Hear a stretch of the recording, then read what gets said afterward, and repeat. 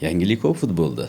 Hamma yangilik shu. Endi yangilikni eng zo'ri kecha prezident borib ochgan terma jamoalarni markazi. Chunki o'zbek futbolida 30 yil ichida bunaqa narsa bo'lmagan, buni tan olib aytish kerak.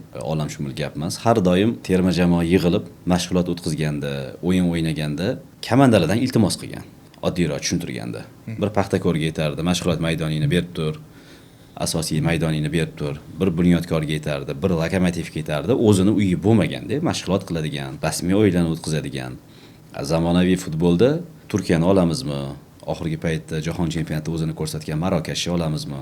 Hammasini terma jamoa markazi bor o'zini. Bu o'zini ichiga yosh futbolchilarni yetishtirib chiqaradigan akademiya, o'zini mashg'ulot maydonlari, o'zini o'yin maydonlaridan tashqari 5 yulduzli mehmonxona bilan raqobatlasha oladigan baza, yotoqlari, 2-3 ta jamoani sig'dira oladigan va eng muhimi tiklanish va reabilitatsiya qilinadigan narsalarni o'z ichiga oladigan markaz bu. Hazilakam summaga qilinmagan.